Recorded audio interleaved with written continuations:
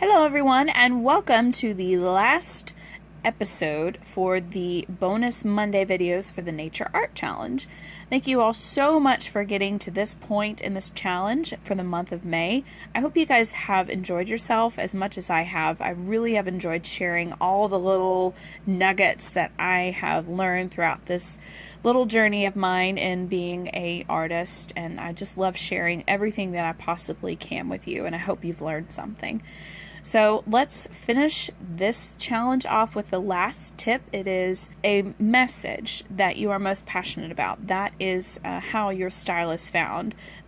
Something that I am really passionate about is this particular one tip for how to find your style is knowing your message. Once you have that as an artist, your art will become so much more profound and it will be so much more prominent to other people. People will recognize your message and it will become more real to them. And you don't necessarily have to write this last part, but my ultimate message or goal is to share surreal, dreamy landscapes that ultimately point to Christ. And that is why my tagline for my business is Escape to Creation. Could be creation, that of nature, and also creation referring to that of the creation that God has made for us. This beautiful world, nature, everything around us, everything ultimately I want it to point to Christ. So that is my message in my artwork, and the reason why I make it. That's why I make artwork, is so that I can ultimately do that. So yes, having a message is super, super important, and it's really good that you find something that you want to say as an artist. So take the time to do that. Really explore what is your message, and once you find it, your artwork almost kind of flows from that, knowing exactly what you want to say. So you'll see here I'm adding in a block of color, and you'll also see me start to use those particular tips and tricks that I've preached, quote unquote, to you all in these videos, and how to find your style, how to further it and continue it. Finding your mark. These are my marks here. I love creating large, bold blocks of color and putting those down first before creating a piece of artwork. And it just kind of maps out where I want things to go. I ultimately have a goal in how I want everything to look, and I know where I'm placing my marks, my bold, colored, blocky marks. I'm putting all those in there because I have a plan and I know what I want to put on top of it. So that's what I'm putting down here, and I'm using, of course, my color palette as well. You'll see that a lot in here as well, me using my color palette and all the colors that I just am so drawn to, and it's really important to have those as well.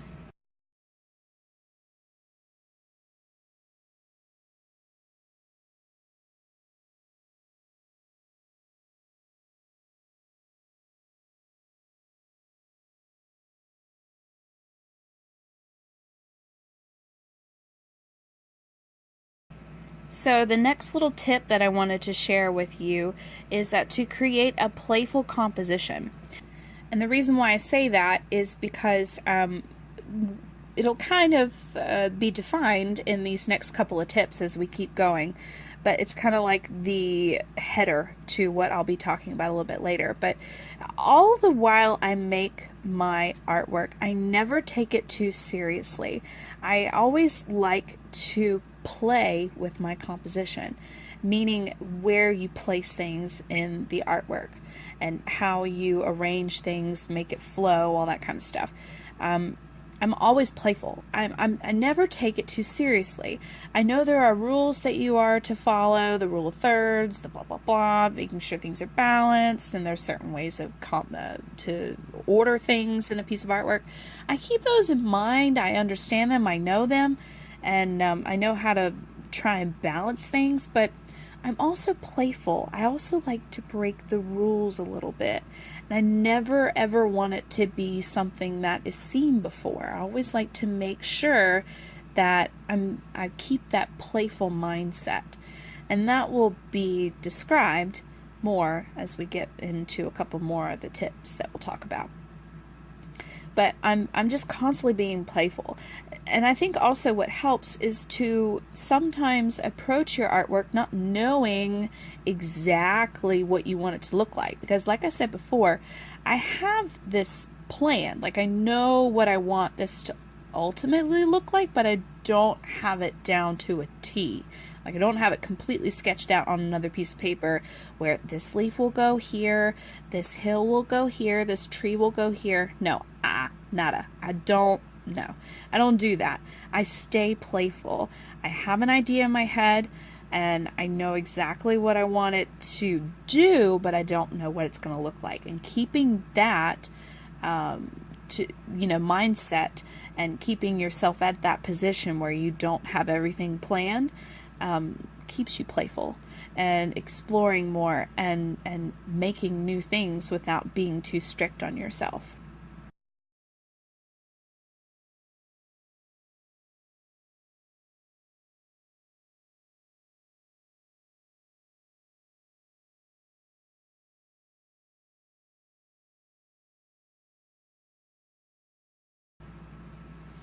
So then another tip underneath playful composition is always, always, always ask yourself, why not?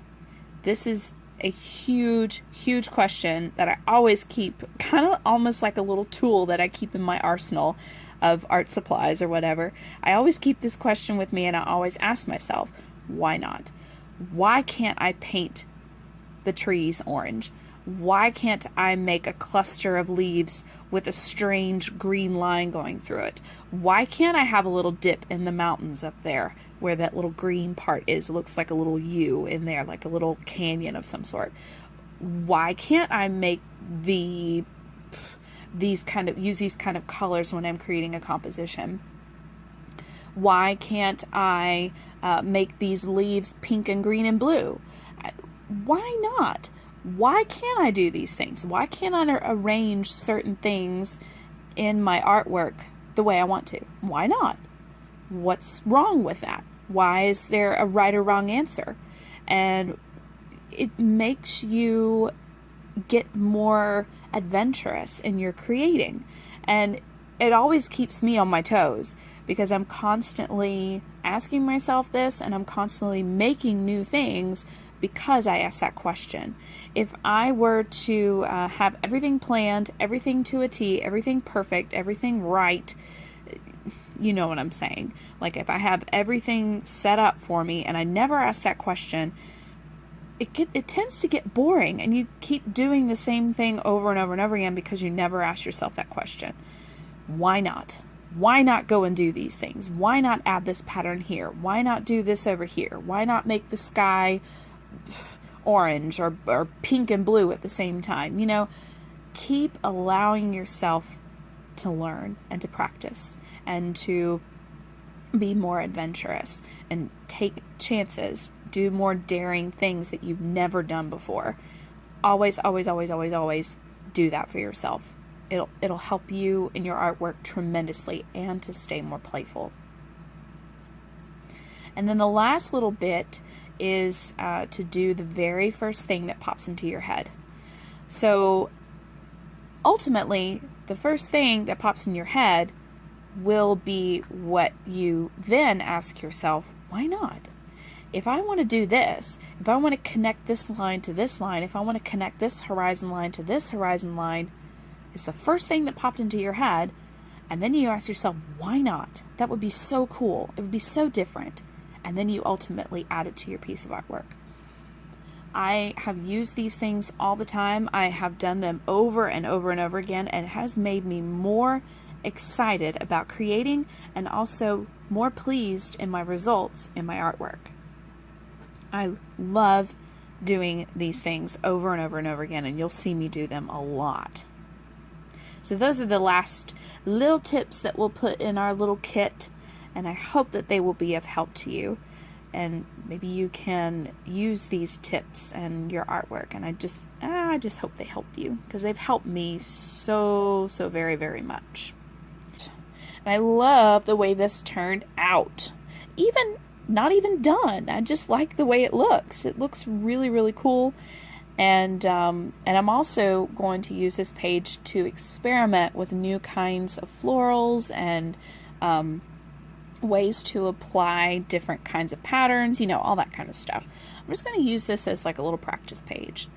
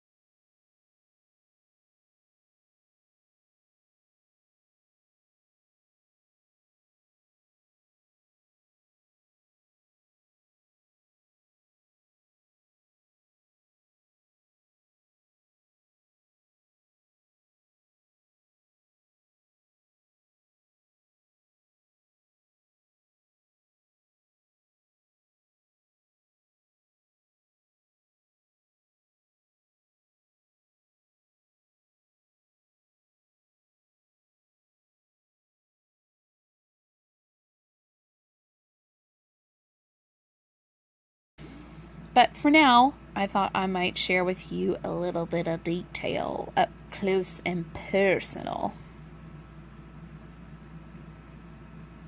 It's just so, so pretty. And the sassafras leaves, they are, I don't know, I just really like them. I went up on the parkway one day and saw them and just love their cute little moose-like shaped footprint. Like, I don't even know if it is like a shape of a moose footprint, but it just looks like a footprint. And I don't know why a moose comes to my head, but it just does. And there we go. I just think they look so cute. And then the florals up there at the top, they kind of remind me of Wonderland. I don't know. I just really liked how this turned out. Not even finished. I just like it. So let's recap really, really quick for our last video. Our style is found by being obsessed with something.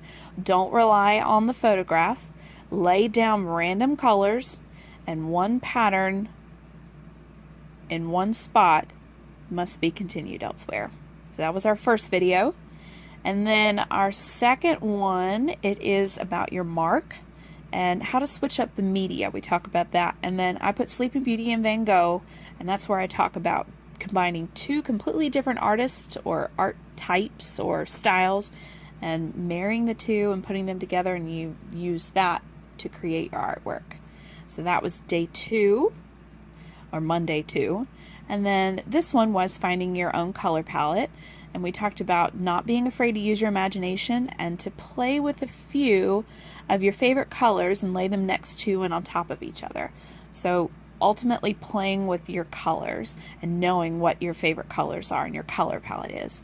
And then of course today, to cap it all off, is to know your message. Be passionate about it. Ask yourself why not. Do the first thing that comes into your head and have a playful composition.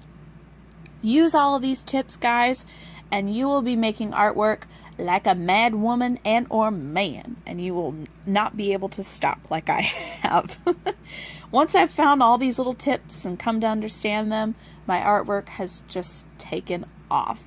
It is the most happy I have ever been in creating a piece of artwork. Any artwork. I've just gotten to that point where I don't care what other people think, but I love it. And I will keep making it, and I can't stop. And that's where you need to be as an artist, is to make it and don't even care what other people think about it. Just make it because it makes you happy.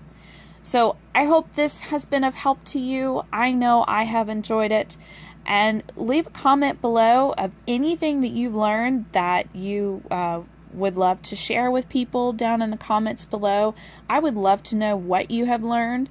And if there's anything that you're going to start putting to the test more, and maybe something that stuck out to you the most that you'll start incorporating in your artwork to further or continue your style, let me know. I want to hear what you've learned.